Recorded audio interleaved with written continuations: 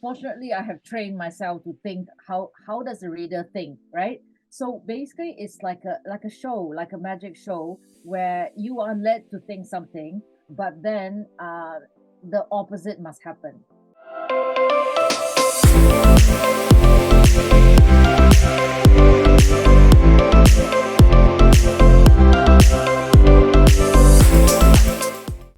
Hey peeps, welcome to the Literary Lounge, where we have honest conversations with authors about life, literature, and the spaces in between. I'd like to start with something I observed recently, that the best part about Zoom is that I get to speak to so many people from different parts of the world. And on that note, I'd like to introduce you guys to the author of the day that I have with me here, all the way from London. Ivy Ngeow is a Malaysian-born, London-based author who holds an MA in writing from Middlesex University, where she won the 2005 Middlesex University Literary Press Prize. Her debut was awarded the International Trovers Prize 2017 in Hong Kong. And today we are going to talk about Ivy's latest book, The American Boyfriend, which was longlisted for the A1 Missions Entertainment Prize for Commercial Fiction Writers of Color 2022. So many prizes in your basket, Ivy. I'm so glad to be speaking to you about it.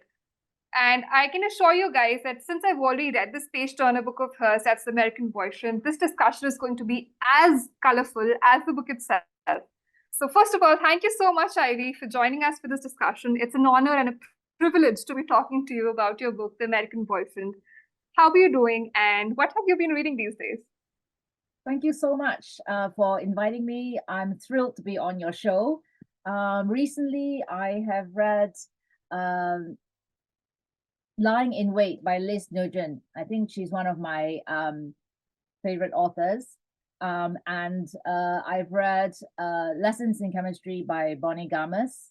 And I have read Where the Crawdads Sing by Delia Owens. Wow, I haven't read the other two, but I have definitely read the Lessons in Chemistry by Bonnie Garmus, and that was in February this year. And I Oh, absolutely enjoyed it. It's such a good genre. It's so good. It's amazing. yeah. It's everything, isn't it? It's like everything a story should be. Absolutely. And especially Elizabeth Zott's character, it's so beautiful. You read through it and you feel so empowered as a woman, especially because you want to be like her more and more. Yeah, you're thinking she's so smart. This is incredible. Exactly. Okay. I also read an interview of yours where you mentioned that you don't get to write as much as you'd like, and because of all the other things that keep you busy. So, what does your routine look like? I think I can only commit myself to writing like when I have a very strong idea in mind, and then I will actually carve out time like every day. Like somebody will go to the gym, they will plan, okay, 30 days, I'm going to eat this and I'm going to do these weights. It's like kind of like that for me. It's like a workout. So I will schedule it in if I have a goal or plan. And if I don't, then I would not stress about. I will try to force myself to do something because I know I'll be wasting time. So that's how I usually work in chunks. That makes a lot of sense. So, I used to write a lot when I was in school, back Mm. when I was a child, mm, from classes 9 to 12. And at that point in time, I used to get so many inspiration from things in general. Like I used to observe people, I used to write because of that. And when Yeah, I came back to college, uh, the inspiration stopped flowing like it used to when it usually happened. And since then, I've not been able to write as frequently as I would. But that makes a lot of sense. If you don't have the inspiration, if you don't know what the story you're going to write about is, then it takes a lot of effort to get into that zone and then start writing from scratch. yeah. I think it's really important for writers. Like I would say, like any athlete or anybody who is doing something that requires a goal at the end, because at the end of okay, like at the end of like making a dress or whatever, you have to have the dress in mind, isn't it? You can't just start Absolutely. cutting. It's really hard to do that. I mean, you will probably experiment, but it will take a long time and you have to throw away a lot of cloth. Like you might have made mistakes or do you know what I mean? It's like that's what I mean by waste. So in order to not waste time and your material, your energy, right? I think it's important to have the dress in mind first. What color, what size, what are we going to do to achieve that? Absolutely. How did the American boyfriend come to you?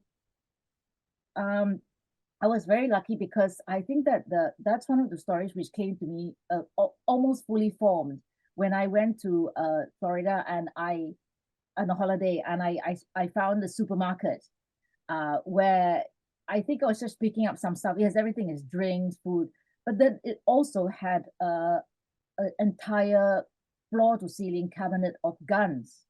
Every gun, like pistols, rifles, handguns, machine gun. It had every gun that you think of, and I started to wonder about the well another nationality's daily reality, the threats of living in America with that risk, and how easy it would have been for me who has nothing, who has no qualification in gun control, nothing, can just walk in and buy a gun.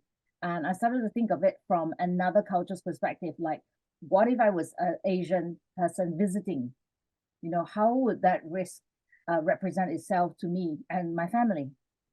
um, and I also saw on the plane a very, very tired mom with a small child. And the toddler was climbing all over her, and she was too tired to even move. She was ignoring, well, not ignoring, but she's too tired to move. The child was crawling all over like a monkey, and she was unable to react because of the long flight and everything. And I started to wonder, what is it about modern women? We travel and we do all these things. We work, we're looking after children, we take on a lot, and most of it is without anybody's support. Like there's no somebody there, there's no helper, there's no mom, there's no friend, there's no one there to help you a lot of the time. I mean, if you're lucky, yes, but the modern woman is not that lucky. We all know this. We have to do everything ourselves. So I think that those kind of challenges bugged me, and started to think of a story around that. That is so true and so honest because we get to see all of that into your book. And now that you're talking about that description, the description of a single mother you saw on the plane, Yeah, and I'm relating it with Phoebe's character from the book. And it makes so much sense, that the struggles of a single mother, it's all there. yeah. And I'd like to talk about that more in detail later on. But I'd like to talk about your other previous novels before we dive into The American Boyfriend. Your Yeah. debut novel, Cry of the Flying Rhino, was literary fiction, and while the others following that were mostly in the category of psychological fiction, suspense, and thrillers. So, did you always know that you want to write a thriller novel, or did you manage or plan to switch gears after some point?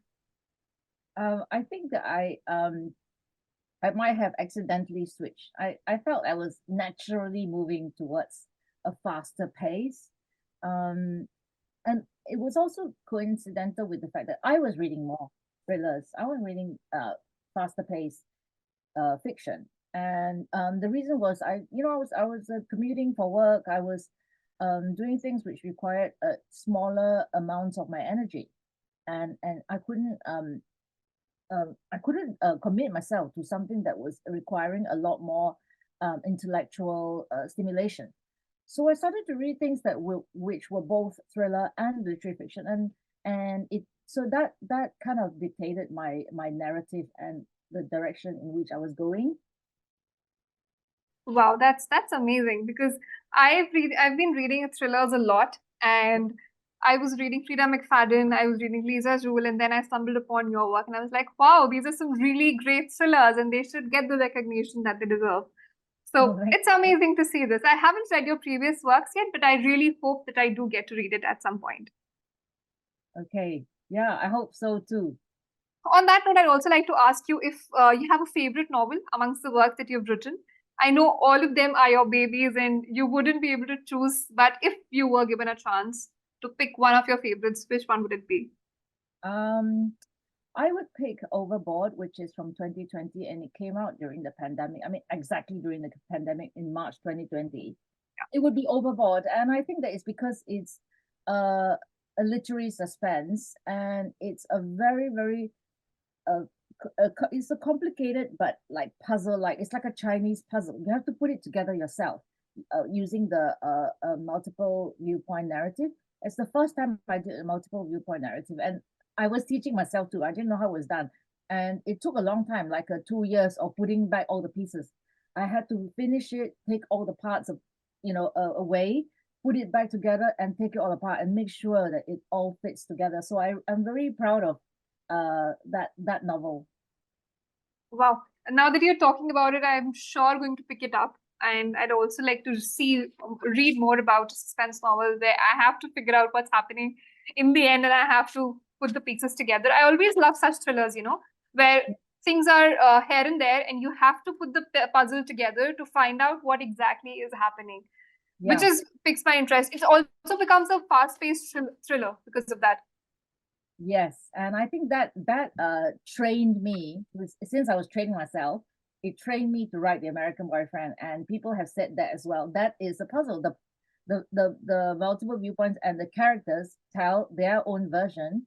And what's interesting about the multiple viewpoint is that at any point in time, only the reader knows. The others don't know. Exactly. That's so true. At the viewpoint. It's an irony. You're sitting as a reader, you're reading about them all, and nobody knows about each of the other characters. Yes, yeah. So I'm proud of that. That's amazing. Now let's come back to The American Boyfriend, and I'd like to start with Phoebe's character. From the beginning, she drives the plot of the novel, right? We get to learn so much about Phoebe in the beginning. It's like you're living in a movie and getting to know the character up front. It was that vivid, that descriptive. And what was your thought process behind framing her character throughout the book? What was the thought process? I would say that because it came to me fully formed, when I saw the woman on the plane, and I don't know her, but I made up this character who is almost an archetype. She's not a stereotype. She's an archetype of an Asian mom, and somebody who is a modern Asian woman who is going to be facing the challenges that a lot of us go through, and maybe not publicly. Okay, maybe it's something that we struggle without knowing that it's because we are in that in between world of being an Asian mom but trying to be modern, right? Absolutely. So something that our roles are not very clearly defined yet. And we look at other people, they are so successful, they are doing all these things, and they're a mom, and how do they do it? So it bugs us. And so Phoebe is a character that is Asian but has a chip on the shoulder. She knows that she's not perfect. She's, she makes a lot of mistakes. She's a bit impulsive. She has a child, and she is very determined to make this second chance romance work. And it's something that she's desperate to make it work. So she will do anything. And we understand that desperate need because we also have a lot of failures ourselves. We want to make something work. If we fail at something, it's like you want to prove it to your mom because they are already a bit ashamed of you. They are proud of you, but they're also a bit ashamed of you. So these are all universal issues that the modern Asian woman encounters.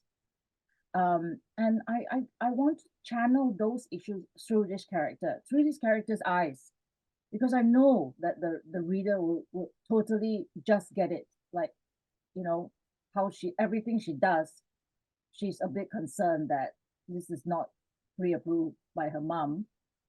Also, there's no man, or there's no somebody else to help direct her and say, no, do this, do that. There's nobody to, so, she's supposedly in control of this child.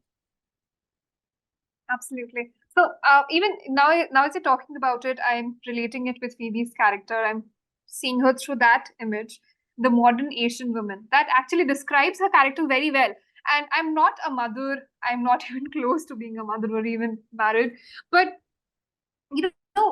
I know the struggles of being an Asian. Sorry? You're still young. So yes. But my mom doesn't feel that way. My mom wants me to get married right now, and she wants me to get married like in the next 1 or 2 years. She thinks I'm too old for marriage now. So that's a different story. So when you talk about the modern Asian women and the need of a man to control a woman or to be with a woman because they cannot be independent on their own, in the eyes of a mother, and Phoebe struggles from her mother's perspective also, because she keeps talking about how disapproved her mother would be about her decisions. She keeps thinking about it like that. And then she thinks that she used to disapprove of everything, but then she was so good with Carter. She loved Carter and everything. And I realized that this is how your relationship as a daughter and a mother is, Asian women specifically. We face that in everyday life. I face that. I mean, a lot of other women face that. So that is so true and so honest. And we see all of that in Phoebe's struggles. And if you are definitely, I mean, if you are a modern Asian woman, you would be able to relate with her in some aspect or the other. Yes, or the mother also is somebody that you can also recognize because it's very a part of you every day. It's somebody who's Absolutely. not, but a part of you.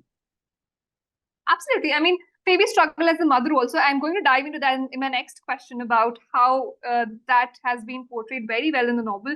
But before that, there's one last question on this, on Phoebe's character. Is it inspired in some way from your own personal life? You mentioned the airplane lady, but is there anybody else in your close friends and family, or even your personal life, that it's inspired from? I would say that because I was like creating an archetype of somebody who doesn't really exist in a lot of novels that I read. I was frustrated that we don't have much representation of a modern Asian woman. She's always barefoot or in the field or in 1943. So I feel that this is somebody that is for us now, somebody who needs to represent how we live now, our communities. How does an Asian community work? So I only needed to open my eyes and look around me, not just my own family, my own friends, and their moms, or they and their children. How are they handling, raising children now? Like, is it going to be different from our parents' generation raising us? Like, what are the values are they teaching their children? And you find that it's very different. Things are changing, and we no longer can say the stuff that we say to our kids that our moms told us, like the way they told us off, the way they gave us a serious telling off. You couldn't do that nowadays. The kid would completely rebel and run away. There's no such thing now because times have changed. And these observations have led me to feel that, you know, um, why is this not in books? Why is this, this kind of relationship not in books? Why are we still, talking about it as if we are still in post-war? Why are we still talking like we live in the 50s? This is not how girls are brought up now, and how boys talk to girls. That's different too. So the way we are Right. treated and the way we treat others is something that I want to bring into fiction. Absolutely. I mean, that is so good. When you're reading a book, especially from an Asian woman's perspective, you get to see the struggles you face as a kid, that Asian woman. So the struggles of every person on this planet is different. And I agree that we don't have a lot of literature, a lot of novels that can portray very well the struggles of an Asian woman. And that too, who is a mother and who has a kid, and she's struggling with her own mother. So there's a whole generation we're talking about here. We're talking about Phoebe's mother, and then her role as a mother, and then her baby. So it's amazing because we see all three of them. And now I'd like to talk about Phoebe's role as a mother also, which is something that I absolutely loved. Her description about being a mother, your anecdotes about, what her life as a mother looks like. Mm. And there's one particular quote that I'd like to read out to you from your book, which goes, "A mother, bad or good, always check the time to somehow validate data for cycles and identify routine. It was chaotic enough without a timeline for the day. The days are long, but the years are short," went the cliche. I read it and I absolutely marked it. You can see it here. It was so beautiful. I mean, I read it and I was like, this is so true. I've seen my mother on her heels the entire time. I've seen women with kids on their heels the entire time. Yeah. So, what were the challenges that you faced when you were writing about a complex and powerful character like hers, and especially that of being a mother? Um, I think that the complexities come from your own experiences. So because I'm a mom myself, and they always tell you will never forget, you will never ever forget the time the the time of the early years, the early days. And it's something that it really, really changes you into someone else, especially if you have no one to help you and you have to do all this yourself. I feel that it's something that you change the gears. You change the gears. And I remember thinking that at 3 or 4 p.m. you're really, really tired. You could sleep for a million years, but you still have another 8 hours to go. And it's so long. The days are long, but the years are short because suddenly they're 16. It just happens. And that's why I say it's a cliche. I mentioned that especially because I know that everybody says it, but it's really weird. That's true. It's stranger than fiction. It's so true.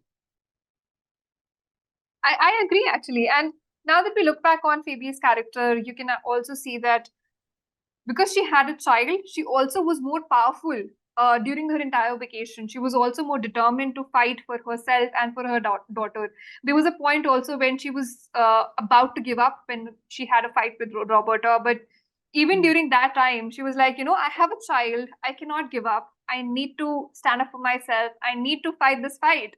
Yeah. And that gives her more power. I think women get a lot more powerful also when they become mothers. Yeah, that's true. Yeah, you're absolutely right there. They feel that they have somebody else, and they stop thinking the same way. They feel that number one is how do I look after the children, not myself. And that's why most mothers end up ignore like being the self care goes down. They don't care because they don't see themselves anymore. They're invisible. They feel that they're just living for somebody else. That's so true. That's so true. And we're talking about Phoebe's character so much. I want to also ask if there was one thing that you wanted to change about Phoebe's character and what the character arc and character development that you gave her in the book, The American Boyfriend, Yeah. what would it be? I feel that she's just right as herself, but I think I would make her less maybe less feisty, less rebellious. I think and maybe I'll pull back and make her a bit boring. Maybe the readers would feel that more empathy towards somebody who is a little bit boring and who's a bit shy and more reticent. Whereas Phoebe is like a fighter. She has a fighting spirit from the start. She was Yeah. taking risks at the start.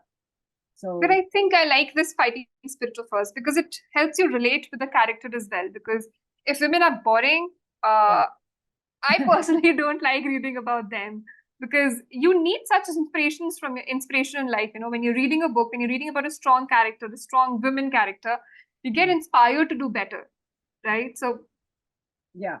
I I think loved her character. there's a nice fine line. Like, it's relative, isn't it? Like who is boring? It's Right. relative. Who you consider boring? Is she an accountant? Is an accountant boring? So I think that's something that a lot of I think modern Asian people, not just women, would start to ask themselves. Is somebody who's very rich boring? Maybe because they're rich, because we don't care because they're rich. Is somebody poor interesting, or is the poor guy very boring too because he doesn't do anything? He can't. He has no money.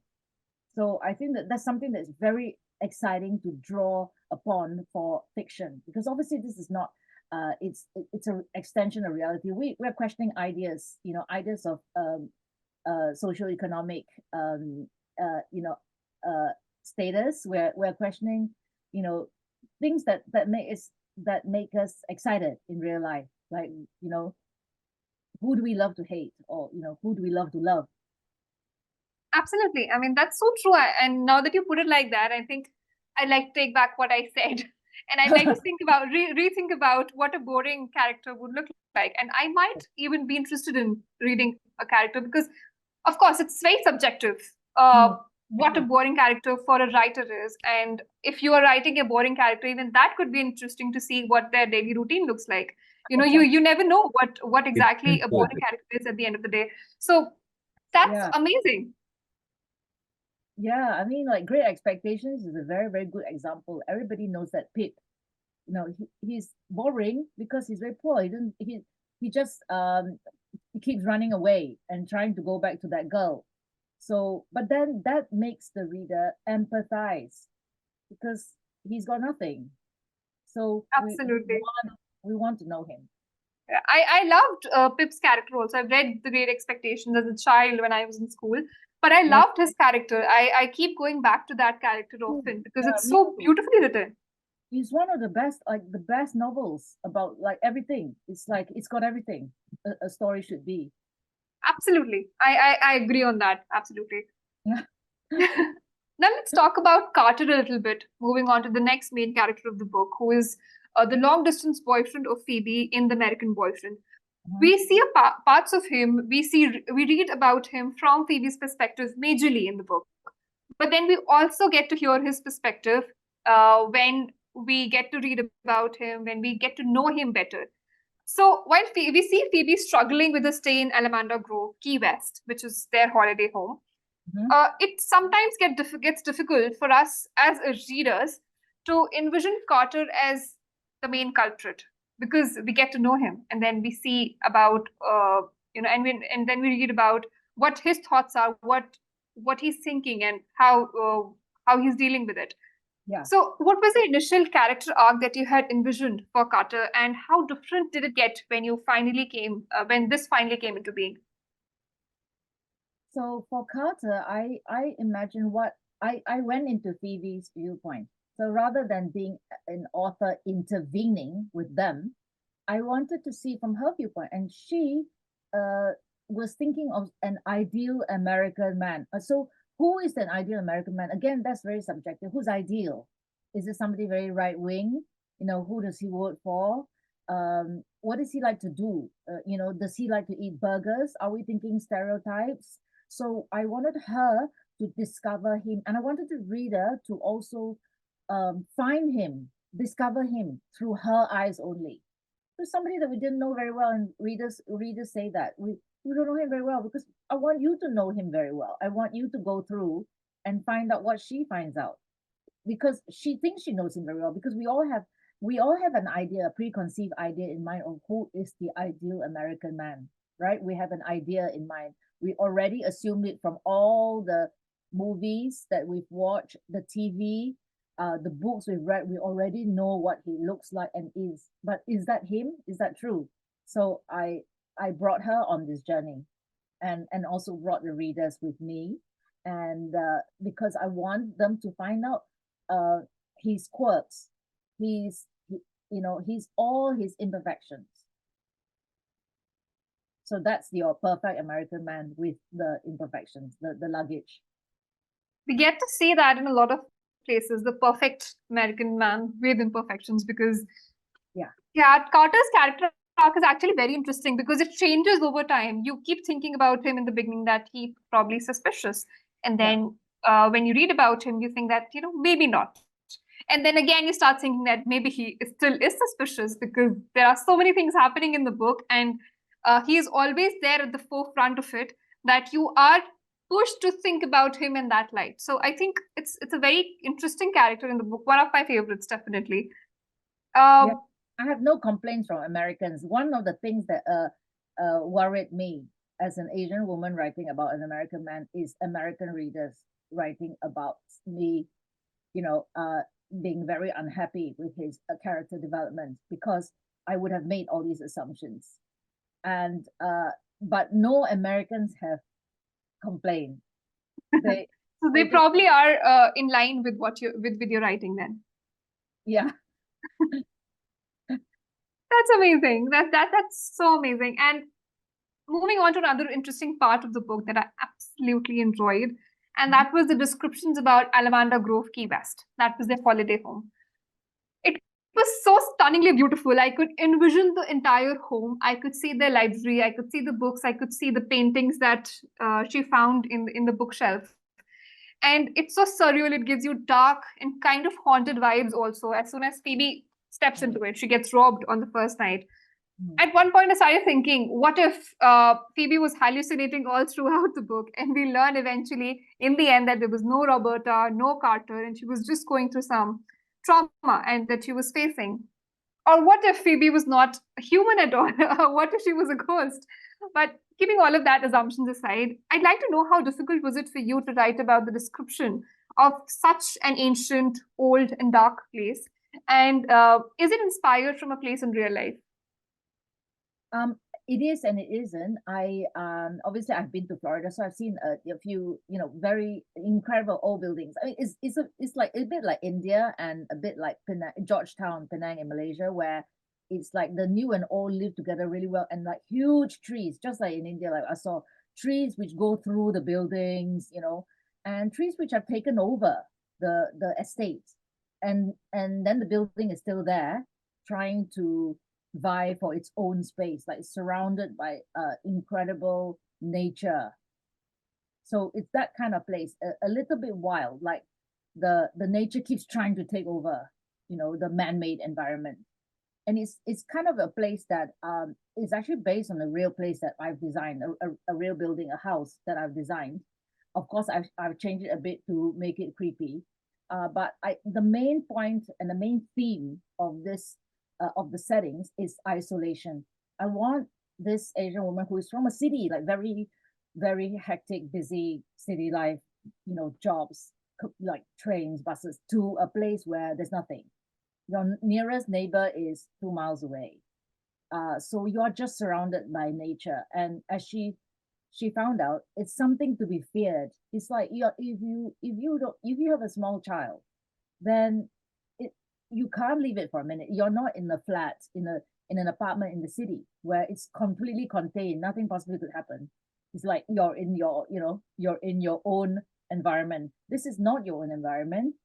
And it's secondly, it's huge. It's a huge garden.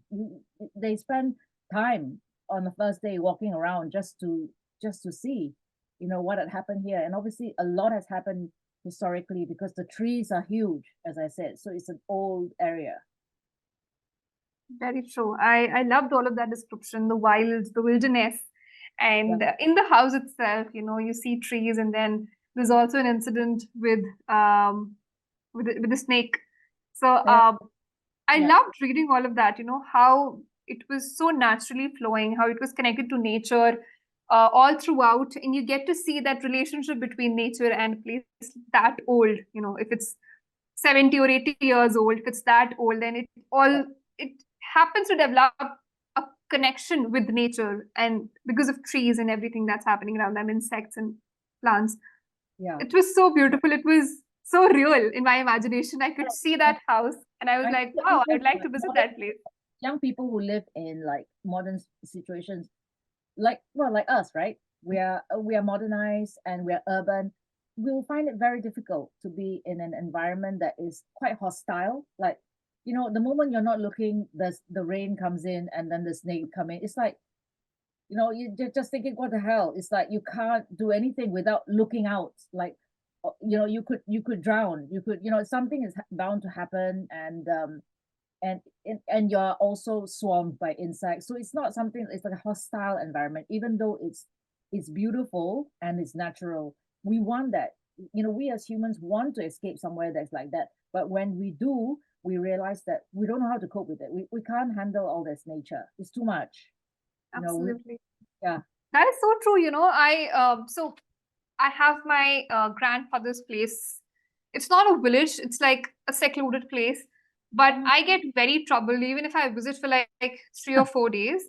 It's very pathetic for me because there are mosquitoes, and then yeah, um very just a uncomfortable. place I don't like living in a place like that. It's very difficult. I agree with you on that. Uncomfortable, no aircon, no shops around. I mean, it's just something that you think, oh, everywhere you have to, you can't even buy milk or bread. You have to suddenly, go quite far to get something.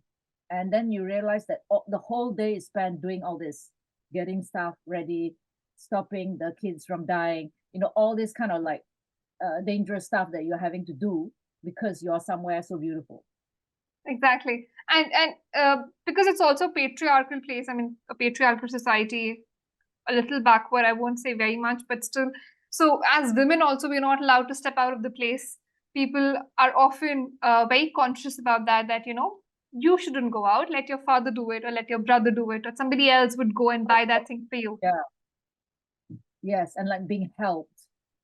Exactly. Yeah, because you're a woman and people might stare and people might not agree with the kind of freedom that you have. Yeah. So, Excellent. That's absolutely true. I totally understand. so that was something that I related with also in the book. And now I'd like to shift gears and talk about the ending of the book, which was so unexpected. I'm not going to reveal it to you guys, whoever is watching. Yeah. So don't worry about the spoilers. But then the ending was so unexpected, so unreal. I did not see that coming at all. The last 100 pages, I was so hooked to the book. Somebody came to my door and I was so furious. I was like, just go away, please. Let me finish this book because I am so much in the zone. I cannot distract myself at this point in time. So that was how that was my mindset at that point in time. You get so into the suspense, into the thriller of the book, uh, that you cannot move out of it. So, keeping that in mind, how do you ensure that your story has enough twists and turns? So this is a really good question, and fortunately, I have trained myself to think how does the reader think, right? So basically, it's like a show, like a magic show, where you are led to think something, but then the opposite must happen. So you are led to think that this magician chopped up all these pieces of cloth, but then the opposite must happen, which means that the one piece of cloth must appear at the end. So I think that if as long as you know, that's what I meant by having a plan and the outcome, as long as you know the outcome, then you'll be able to you have to lead the reader, sorry, you have to bring them, you have to guide them somewhere that is completely wrong, and get them to think that that's going on. So that's how you work out the twist. For the big turns, the turn of events, I think that what I usually do is work out and find out what the character really wants. What does the character really want? And how do we not give it to them? So that's how I plan. I don't give it to them. If they want to be rich, don't make them rich. That's boring. That's like, who cares? That's boring. We want them to be not rich. We want to take something else from them. They lose something else because they wanted to be rich. And I think that's the human condition. Like, humans want that, because the thing is, if you give people what they want all the time, is who wants to know? Who wants to know what the outcome is? That's so interesting. That's like getting into a writer's head and knowing where the twist is coming from. So interesting. And I think you can only do that if you know your characters. So I think that you have to firstly know them, and then you have to make your readers care. Because if your readers don't care, then how do we? Why should we know whether they become rich or not? We don't care about the character. Make the reader care for the character. I think that's the most important thing if you are trying to design some twist or turn. Don't make it really like an obvious thing, because I think the best ideas in life are simple ideas where it's very straightforward, and then there's a cut, and then the reader is going, wow, you pull it under their feet, you pull the rug under their feet, and they look down, the rug is gone.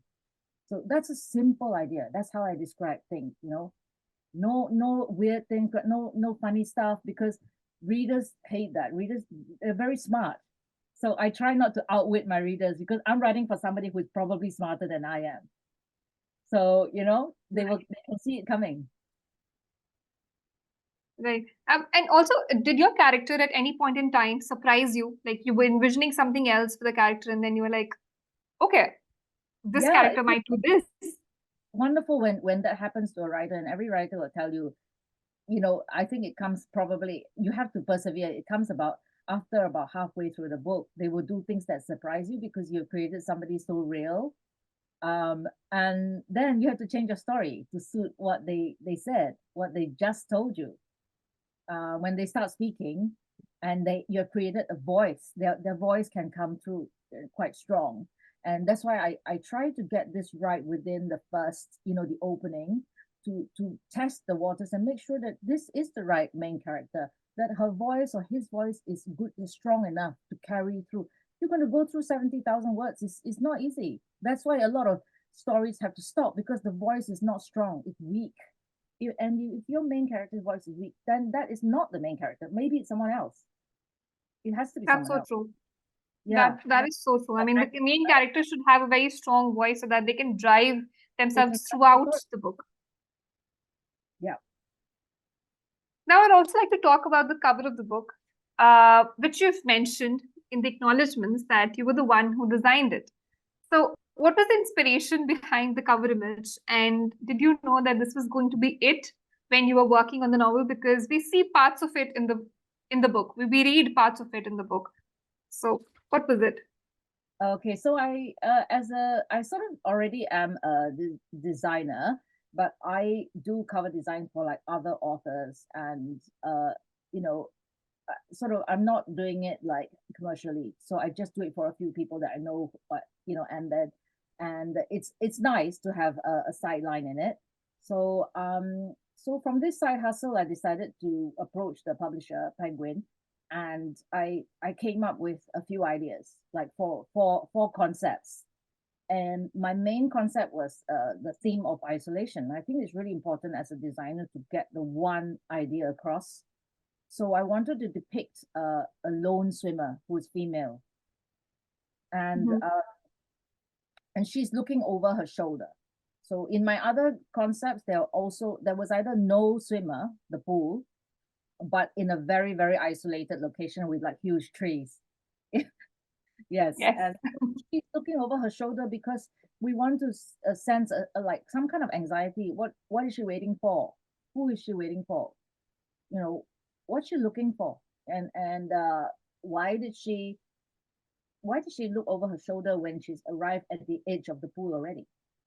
Most of us don't. Right. We arrive and we just hang on to it. We're not going to go anywhere else. But she's looking. So I wanted to depict that idea of unease, certain sense of disquiet. And the pool is not a normal blue, it's greenish.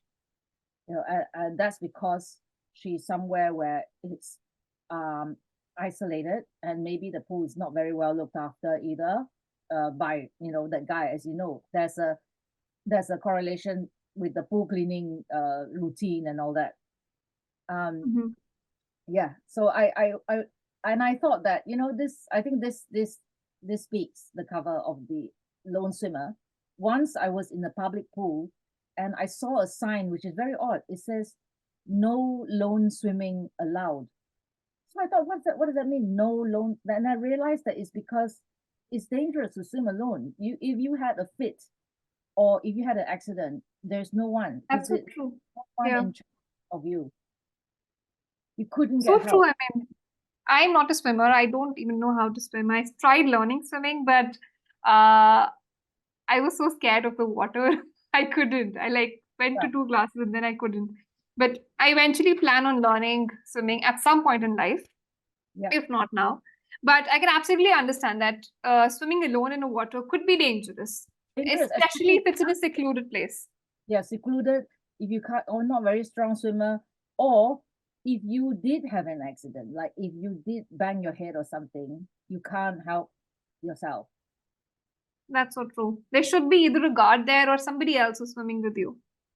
Yeah, exactly. So she noticed that immediately, and we realized that when she's swimming and she's looking after a child, you know, she has to be very, very on high alert.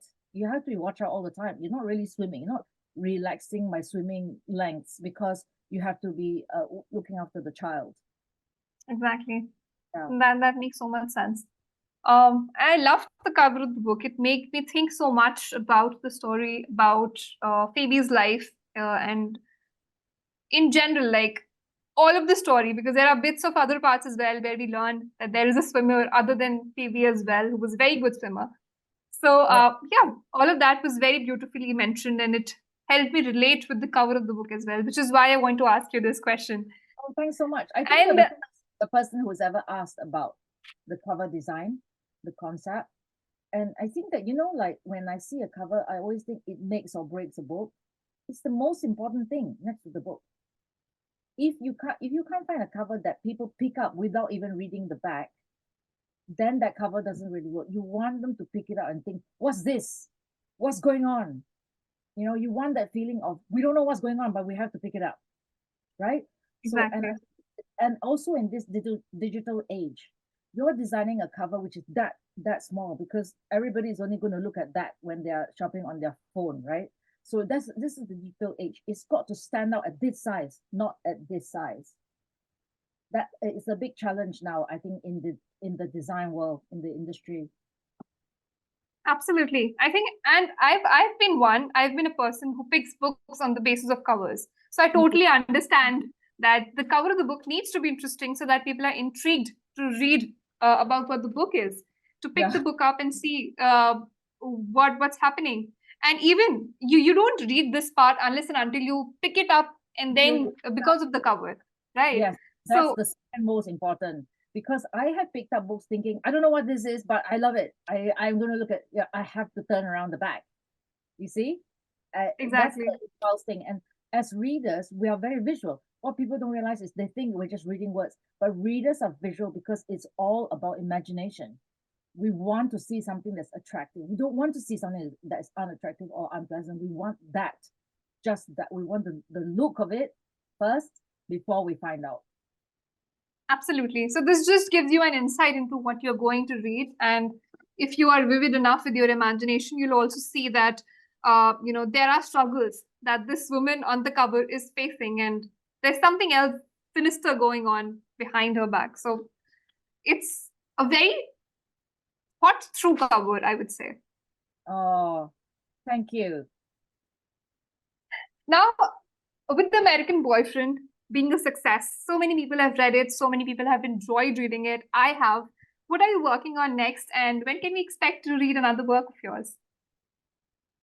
I'm working on a London domestic thriller about an Asian immigrant family in London. And that's all I'm saying about it because I've only just finished the first draft, which is it's hard. I usually write a first draft and I leave out the ending because remember I was saying to you that to create a turn, you have to do the exact opposite of what your readers are expecting. And to do that, you need some distance because you have to now be a reader and don't think of yourself as somebody who made this. It's something that it's like you bake cakes, but actually you want to be somebody who tastes other people's cakes too, because otherwise how do you know what the end product should be and what you should be aiming to get at? So I feel that I'm at that stage where it's very rough and I have baked the cake, but I don't dare to do the taste test yet. I'm going to remake the whole cake again so that I'll go back and cut out the rough areas. Wow, that's such an interesting process. And something similar I heard from another author I spoke to. She was from Argentina and she wrote this book called Tender is the Flesh by Augustina Basterica. That was the name of the author. And she also said that she has a similar writing process, that whenever she writes a book, she just keeps it on hold for some time before like reading it again, because she wants to get into the mind of a reader and then see if the book is good enough, if the ending is good enough, and then rewrite it if required. Oh, I'm so glad you told me that because I didn't want to be the only person who obviously went down that route because it's a very difficult way of doing it because I see other people doing it at one go and it's perfect. And you think, how do you do it? That's very unfair. But I feel that I have to do this the slow way. I feel I have to like change gear, you know? You have to put yourself in the shoes of a reader to understand whether this book is going to be as valued as it is in your imagination. Because other than that, if that's not it, then what's the point, right? Because you're writing a book for readers, for them to enjoy it as much as you did when you were writing it. So that's absolutely, that makes a lot of sense. Oh, thank you. Yeah, I feel that I'm almost at that stage now. I'm starting at the start. So okay, you can call it. When do we expect it to come out? Probably next year, I would say. Yeah, because it's still so early. Okay. Okay. I'm hoping for that to come out soon, and I'll be one of the first people to pick it up. You will be in line to read it. I'm sure we can get you a copy. Oh, that would be so sweet. Thank you so much. I would love to read that book of yours, and Maybe we'll speak about it again on the next book. Yeah, I hope so. Yes. And before we move on to the next session, that's a rapid fire discussion. It's a very interesting round. Before we move on to that, I'd like to get some book recommendations from you, a thriller book recommendations to be specific. What are your Mhm. top 3 favorite reads, and which authors do you follow blindly? My top 3 favorite reads would have to be Gone Girl by Gillian Flynn, The Silent Patient by Alex Michaelides, and Strange Sally Diamond by Liz Nugent. And what was the second question? Automatic reads. Yeah, I would automatically read anything by Shari LaPena. She's a Canadian author writing about upstate New York, and I find her thrillers really gripping. I've read 2 of her books. One was The Couple Next Door, and the other was Everyone Here Is Lying. Yeah. Yes, the latest book. It was amazing. Both of those books I loved, absolutely. Yeah. Excellent. Yeah. Yeah. Now let's move on to the next section. I'm so excited for this round because it's a rapid fire round. We get to speak about so many things other than the American boyfriend, and I get to know you better as an author and a writer. I'll just pick up my talk on the phone. Now with this, we dive into the next round of this discussion. That's a rapid fire round. I'll ask you 20 questions and you'll get around 10 seconds to answer each of them. If you're ready, we can begin. Okay, ready. Ready? Okay, awesome. The first is, what's the one book that inspired you to become a thriller writer? Before I Go to Sleep by S.J. Watson. Oh, that's been on my list for so long. I really want to pick that up. Yeah, it's very gripping. I don't know how he does it. Next, one ritual to get into the writing process. Switching off my phone. Wow, that's the best advice ever. Switch off your phone. It just switches off all distraction. Yeah. Your favorite part of the writing process? Editing, like my second to fifth drafts, like rewriting and rewriting. Love rewriting. Wow, I guess you're the first author I've heard that from, because I've usually heard that people don't like editing.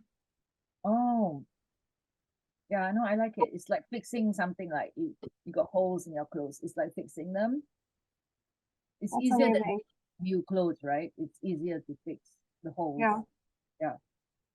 Wow. Okay. What's one writing myth you'd like to debunk? Writing myth, writing every day. Okay, you don't write every day? No, I can't. Remember we talked about like Yes. how, yeah, I only write when I have something, a goal. Yeah, that makes a lot of sense. Okay. What's the one thing you wish you knew when you started writing? That it doesn't make much money. I think everybody needs to know that, because there are so many of us wanting to become writers, expecting to become millionaires, but Yeah, that overnight doesn't million. really happen. Okay. Biggest writing distraction? I think checking facts would be a distraction, like checking like train timetable or whatever, what time it gets to, oh, how much is this thing, this pair of shoes, whatever. Things like that, like fact checking would be slowing you down. Have you ever went down a spiral? Because when you started looking for a fact and then you were intrigued about it, and you were like, maybe let's just dive deep into it? Yes, of course. I think everybody has gone down the rabbit hole. Suddenly you forgot what you're actually searching for, completely forgotten. Left. Started watching a movie already or something. Yeah. That is so true. That happens so much, because you start looking at something and then it relates with something, maybe another book, as well. or maybe another something else. Yeah, exactly. You start reading another book. Right. Okay. A favorite villain characteristic? Probably charming. the charming villain. Okay. Oh, that's interesting. Yeah, because I think they have to be. Otherwise, you won't believe them. If they're very ugly, everybody knows they're a villain. It's got to be, Absolutely. yeah, That's so true. yeah. Okay. Ideal writing spot. Um, Probably at my own desk in my home. Okay. You write at your place mostly? Uh, I started writing down where I write because I started to feel that I want to check, how productive I am in the different spaces. Mm-hmm. And I think I work best without any like silence. So I work in my office sometimes at lunchtime in my sorry my own office, my outside office, and then in my home office in weekends or you know and it's Okay. just a desk, but it has no distractions. I So can't you're work. basically looking for silence. Yeah, I'm looking for something. I can't do cafes or anything like that. I can work Mm-hmm. in a church as well. Sometimes I will sit in the church, when nobody goes in the daytime. Mm. Right. Yeah. That's a very interesting place to write, you know. I've never heard anybody writing in a church. Yeah, so I do that because my daughter has a ballet in the church hall. So the church itself is empty. And since I'm there waiting for her to finish the lesson, you get 1 hour writing done. And I was surprised how much I get done. It is really silent. If you don't like silence, don't go there.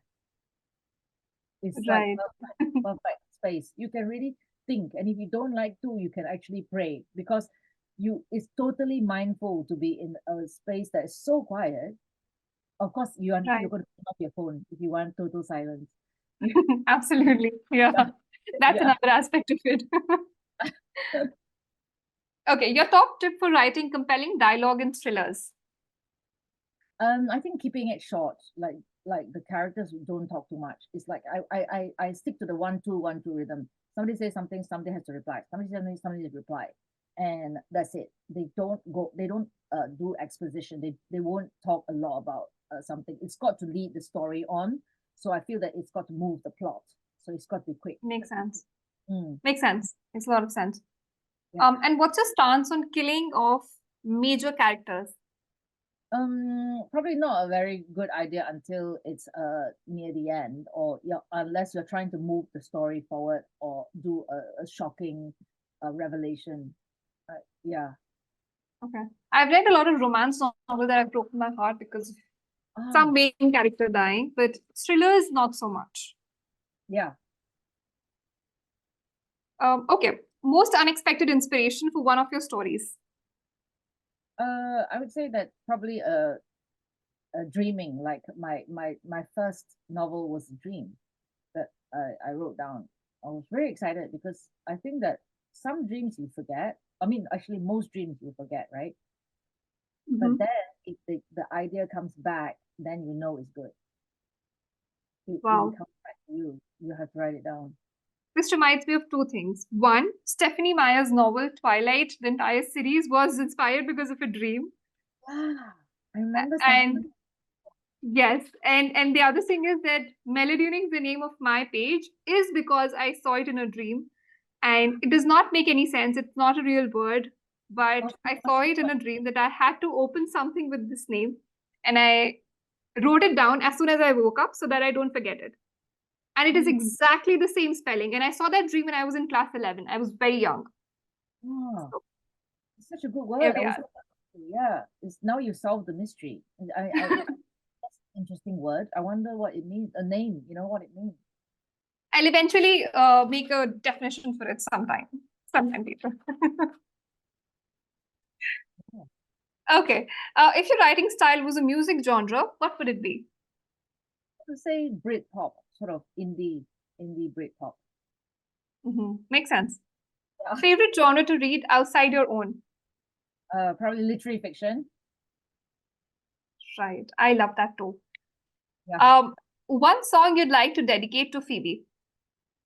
I would like an old song called "Sleep Walk" by Santos and Johnny, and it's actually on my Spotify playlist. It's very dreamy, it's all guitars. The whole song is guitars, but it has a strong melody line, and it's a lot of reverb, like being in a dream. That's why it's called "Sleepwalk." Oh, wow. That's so amazing. I would love to listen to that song and see what that is Oh, about. I'll send you the playlist, the Spotify playlist. Definitely, I would love to. I would love to listen to it. Please do send it to me. Okay. And what's a book you wish you had written? I wish I had written Lessons in Chemistry by Bonnie Thomas. That is such a beautiful book. I absolutely get that desire. Okay. And what's the most daring risk you've taken in your writing? Probably writing from the character viewpoint of like a white male, like somebody like Carter's, a Mhm. white privileged middle class male. And I keep thinking I'm gonna get this wrong. Even I'm in so much trouble now by writing, somebody who's so unknown. Right. But I think you've talked it out pretty perfectly. So I don't think people will have a problem with it. Okay. Best writing advice you've ever gotten. Is to keep going, keep writing. And one advice you would like to give? I would like to pass that advice on. Because if you don't keep writing, you're not going to get better. And also, you're not going to discover what you're actually really good at, like your own voice. If you keep Absolutely. you're stuck at a level where you can't find your style and your voice. And I think it takes a long time to do it. Like, people who play piano, play guitar, and all that. At first, you start by copying other people's songs, isn't it? You do exactly what you're taught, right? But at some point, you will do your own style and voice, and that takes time. You have to. It's a skill. You can't just suddenly be your own voice or be your own style. That is so true. And that is such a good advice. Just keep going. You'll have to find your own voice because if you don't, if you give up midway, then you'll eventually surrender to the pressures of writing and you'll eventually not find out what you were meant to write or what your own voice was like. Yeah, and it's empowering, and so that's one of the things that we don't feel as writers, that because it takes time to craft that like a skill, right? So we don't feel empowered because we are always writing. I mean, I was doing it. I was writing in other people's styles. Was writing in styles of people that I admired, like Charles Dickens. I thought that this is what I'm supposed to do, write in somebody's voice. I didn't Right. realize go beyond that and discover something new, which is your own self. And I think writing is the process of self discovery for a lot of, just like when we read. Reading is a process of self discovery too. You're going to find out your own reading style, and that no one can take away. Is unique. Absolutely. That's very true. Every reader has different genres they like reading, very different tropes they like reading. You might be reading the same genre, but not the same trope. That's And right. even when you're envisioning a book, your perspective of looking at it and the other person's perspective would be very, very different. You're not going to look at one book in the same light. Yeah, it So will never be the same again. So that's how we are all unique that way. absolutely. That's so true. Okay, moving on to the next question. If you could rewrite any classic novel with your own twist, which would it be? Oh, I would have to pick Rebecca by Daphne du Maurier. Well, I haven't read the book, but I've heard so much, so good things about it. I have watched the movie. I'm not sure if it's based on the same novel, Rebecca. There's a movie called Rebecca, but I'm not sure if it's the same trope or, I mean, the same premise from the novel, but I think it would be I the same. wish to read Rebecca. Yeah. And you'll probably be very disappointed because you've already heard so many versions, feedback about it. You probably be thinking, what? That's ridiculous. It's boring or whatever, because some people have read it and said, I hate it, boring. Mm. I think that is the build up is too much now. It's very famous, which is why I think it's a nice one to redo. Like, Oh, right. That's a very good way of looking at it. Right. What would you change about it? I think I would change the ending. Um, but since you haven't read it, let's not talk about the ending. Right? Okay. I mean, you can discuss it. I'm anyway probably not going to pick it up. And even if I know the ending, I'll anyway pick it up later at some point. I think I would modernize the ending, probably. Yeah. It's very Okay, often like, the 1930s or whatever. It's it feels dated now. makes sense. Makes sense. Okay, one writing trend you're currently fascinated by. Oh, at the moment I'm fascinated by romantasy. So I only heard about it like, I don't know, a few months ago. Yes, I heard about it, I Yeah. guess, a month back, and it's so much in trend. But I don't know why I am not a person who likes reading fantasy. I read Harry Potter. I loved Harry Potter. But after that, I haven't read any fantasy novel. I just pick books and I leave them midway. I don't know. I haven't been able to pick it yet. But let's just hope somebody writes a good enough fantasy novel for me to. Yeah, I'm not uh, fantasy either, but I mean, like, do you mean like a ghost appearing and all that, those kind of thing, or do you mean like actual fantasy, like flying and all that? I'm talking about imaginary characters like Oh, werewolves and vampires and or magical creatures appearing. There's a dragon or something like that. So there was this very famous book. I mean, it's still getting very famous, The Fourth Wing, which I haven't oh, read, and I've heard such good things about it. But just you, because it's in the fantasy genre, I haven't read it.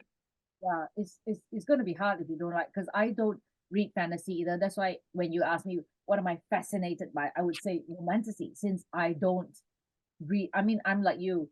I don't mind if one single ghost appeared and then that's it. But I can't have it if every page is a ghost. Talking. Exactly. I wouldn't be able to relate with it that much unless and until I'm watching a movie. Movie is okay because you can visualize it there and then because you can see the characters and then you And can then connect with it. it's all magical and there's fire and all that, so you can watch it right through because you're not having to engage, on it on as pros. You don't have to engage.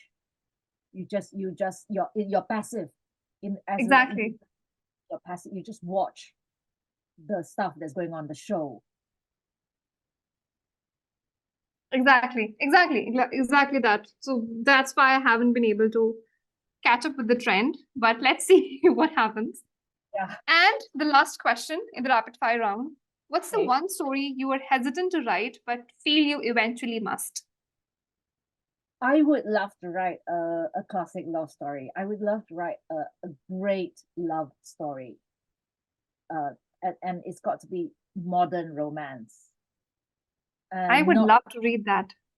rom-com, not paranormal, a great love story, something like Charles Dickens, something like what I was talking about before, Great Expectations, because that is like a love story that is not perfect.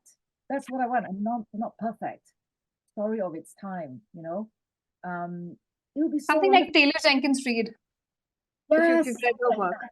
Yes, where you can put yourself into the characters, you know, and it's not rom-com, it's not paranormal, all that. It's not fantasy. That nobody's in love with imaginary creature, whatever. It's like it's something that is very realist and gritty, and I think that it would be hard. It'd be very hard to do that, but a challenge. Yeah. Maybe after the one that you're currently working on, we'll see After, another right? romance novel. Yeah, let's do that. Yes, Yes. an objective. And then I'm going to reflect on this video and tell people that, Ivy had told me that she's going to work on a classic romance novel. It's going to be amazing. Yeah, yeah. Okay, I think with that, we've come to an end of this amazing, amazing discussion. Thank you so much, Ivy, for being here today. I had a very good time talking to you about The American Boyfriend, about your life as an author and your writing process. It has given me an insight so much in so depth about the book and about your thought process and about how you look at writing. Thank you so much for joining me for this discussion, for having this heartfelt discussion with me. I'm sure this conversation is going to make readers want to read The American Boyfriend. If not, I'm going to pester them to read the book and so that they can learn more about Phoebe and how her vacation went wrong. And thank you, fellow readers, for tuning into this conversation. If you haven't read The American Boyfriend yet, go get it at a bookstore near you. Till then, don't forget to subscribe to our channel and follow us on Instagram. And I'll also add Ivy's Insta handle in the description below so that you guys can follow her as well. And if you like this discussion, don't forget to give us a big fat thumbs up, and I'll see you in the next episode. Thank you very much, Manuel. I really enjoyed that. And thanks, Thank everybody. you.